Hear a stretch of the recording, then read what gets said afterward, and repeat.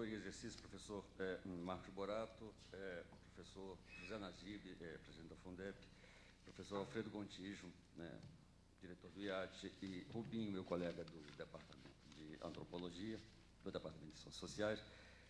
Eu quero agradecer o convite que me foi feito e que muito me honra. E devo começar dizendo que eu passei a metade do meu tempo nas últimas semanas me perguntando por que os responsáveis por essa conferência e decidiram me conceder a honra esmagadora de me convidar a falar para vocês nessa ocasião. E passei a outra metade do tempo que me sobrava me perguntando por que eu tive a temeridade de aceitar o convite. Acabei por concluir que a resposta a ambas as questões é provavelmente a mesma. Tanto os meus anfitriões como eu gostamos de viver perigosamente. Pois suspeito que o professor Alfredo Gontijo e seus colegas do IEAT estavam buscando a pessoa mais improvável possível para falar em uma conferência magna sobre a égide de um instituto de estudos avançados transdisciplinares. Alguém, digamos, como um acadêmico brasileiro que não pratica uma antropologia especialmente científica ou transdisciplinar, que jamais realizou qualquer estudo antropológico da ciência, que sequer procurou se instruir seriamente sobre os fenômenos estudados pelas ciências da complexidade, linha de frente, como se sabe, do motivo da transdisciplinaridade, e que, além disso, estuda sociedades que a própria antropologia sempre rotulou, é verdade que muito indevidamente, de justamente simples. Só me resta esperar, portanto, que os meus anfitriões imediatos e os colegas da UFMG, da antropologia da UFMG, que tiveram a bondade e a generosidade de sugerir meu nome ao IEAT, não tenham ido longe demais no desejo de surpreender vocês. Seja como for, aceitei o desafio de tentar entretê-los com algumas amenidades em torno de um tema, a antropologia como imaginação da indisciplinaridade.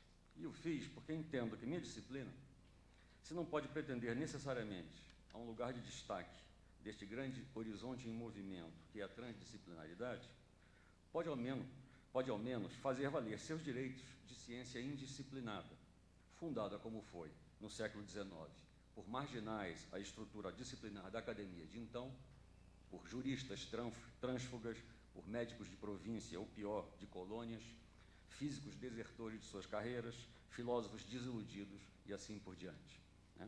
E ciência não só fundada por marginais à estrutura disciplinar, como ciência que esteve voltada sempre, até bem pouco tempo atrás, pelo menos, para o estudo de sociedades generalizadas, isto é, não especializadas em domínios institucionais e em esferas de competência e saber disciplinares, isto é, sociedades, neste sentido, adisciplinares, como diria o professor Borato, mas que são, de quebra, sociedades fortemente e felizmente indisciplinadas elas próprias, como mostra o seu sucesso em resistir às seculares tentativas dos estados metropolitanos de domesticá-las e de discipliná-las no sentido político, moral e cultural.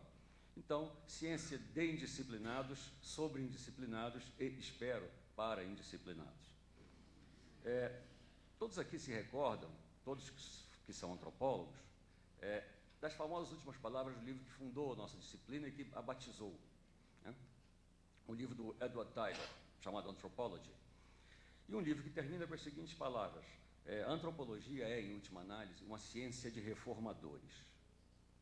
Ou seja, a ideia do Tylor, isso é um livro de 1871, era de que a antropologia, cabia à antropologia isolar e identificar nas sociedades contemporâneas os vestígios, as sobrevivências de costumes, superstições e crenças antigas e que permaneceram como que fósseis dentro da nossa contemporaneidade. E cabia à antropologia identificar, isolar, no duplo sentido da palavra isolar, estes vestígios, de modo a poder extirpá-los convenientemente e fazer com que a luz da razão brilhe sem sombras sobre a totalidade do campo cultural. Então, a antropologia era uma ciência de reformadores. Uma empresa, digamos, como aquela do filme Ghostbusters, que vocês devem ter visto, em que tem pessoas encarregadas de identificar e exterminar a superstição e os fantasmas onde eles os encontram. Eu lembro que o Tylor era um Quaker, um protestante, então se tratava de uma ciência de reformados, sobre a reforma, para reformados, e não de indisciplinados sobre indisciplinados e assim por diante. Ciência de reformadores, portanto, dedicada justamente a identificar e exterminar a superstição. Portanto, linha auxiliar do iluminismo, digamos assim, e tardia, porque fundada em 1870. Né? Mais tarde, evidentemente, nós, antropólogos e outros cientistas sociais, aprendemos a funcionalizar e a racionalizar a superstição, mostrando que ela era apenas uma sociologia que se ignorava. Ela era funcional, ela servia para alguma coisa. Ou que ela era, se não era isso, pelo menos ela era uma sequela evolucionária do make-up cognitivo da nossa espécie, algo que não tinha uma função, mas que era uma espécie de benefício adicional. Hoje, no jornal do Estado de Minas, tem outra função que se descobriu, que é um benefício adicional da evolução, sem nenhuma função no sistema reprodutivo. Não vou me referir a ela, mas vocês podem ver no jornal hoje, tem uma matéria interessante sobre fenômenos que não têm nenhuma utilidade.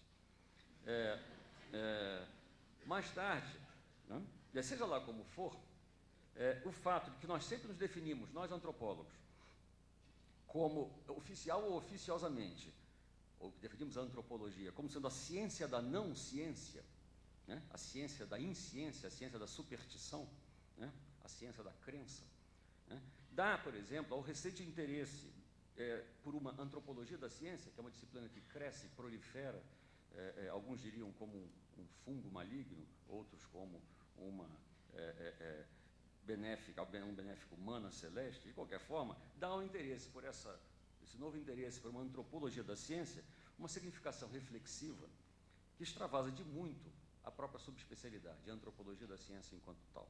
Né? O mal-estar, né, que a ideia de uma descrição antropológica da atividade científica suscita, e não só entre os praticantes das ciências objeto, entre os pobres físicos, biólogos ou trabalhadores do laboratório que se veem de repente invadidos por etnólogos, né? Mas muitas vezes entre os próprios antropólogos. Né? O que atesta esse mal-estar, atesta que nós, antropólogos, somos vistos, e talvez nos vejamos nós mesmos, como uma raça maldita, de uma espécie de antimidas, né? Que transformam tudo que tocamos em erro, ilusão, mito e ideologia. Né? Ou seja, quando a ciência dos reformadores começa a dirigir seu olhar, como eu vim fazendo recentemente, para a ciência propriamente dita, né? Perigo à vista. Né? Esta última está em vias de ser denunciada como mais uma forma de superstição. Né? Foi assim que começaram as célebres e assim chamadas guerras da ciência, Science Wars, né? Ou as guerras da cultura. Todos se lembram do Affaire Sokal e suas consequências. Né? Guerra na qual os antropólogos tiveram dos principais acusados, como sempre por motivos totalmente infundados, com base em evidências fabricadas, de possuírem armas de destruição em massa. Né? Ou, talvez devesse dizer, armas de desconstrução em massa. Né? É claro que não deveria ser assim, mas muito pelo contrário. O que a antropologia da ciência deveria estar nos ensinando, e para mim, pelo menos, é esta a sua principal lição, é que é impossível continuar a praticar nossa disciplina, a antropologia, dentro de uma economia do conhecimento, onde o conceito antropológico funciona como uma espécie de mais-valia extraída pelo observador a partir do trabalho existencial do observado, isto é, da sua vida. O que se segue é uma tentativa de tornar essa declaração um pouco mais clara. Eu certamente não falo aqui por toda a minha geração, ou por todos de minha geração, que é aquela que chegou à idade adulta por volta de 1968, de saudosa memória. Mas para muitos de nós, pelo menos, a antropologia era, e continua sendo, o exato oposto de uma ciência de reformadores, ou de uma polícia da razão. Era, ao contrário, uma ciência insurrecionária. Né? Mais especificamente, era um instrumento de uma certa utopia revolucionária que lutava pela autodeterminação conceitual de todas as minorias do planeta. Né? Luta que nós víamos como um acompanhamento indispensável à autodeterminação política dessas minorias. No caso dos antropólogos brasileiros, isso possuía uma dimensão de urgência toda especial. Tratava-se, naquele momento, de dar ao processo de constituição das minorias indígenas do nosso país, constituição das minorias indígenas como agentes políticos, que tinha sido iniciado no começo dos anos 70, tratava-se de dar a esse processo uma dimensão propriamente intelectual, isto é, radical, fazendo com que o pensamento dos povos americanos saísse do gueto, em que jazia encerrado desde o século XVI. Nessa luta político-cultural, que se pode imaginar como sendo essencialmente um esforço de construção de multiplicidade, isto é, de uma anticonstrução de império, do empire building, ao qual a antropologia estaria supostamente sempre associada, né? Nessa luta político-cultural de uma construção de multiplicidade interna ao Brasil, né? A obra do Lévi-Strauss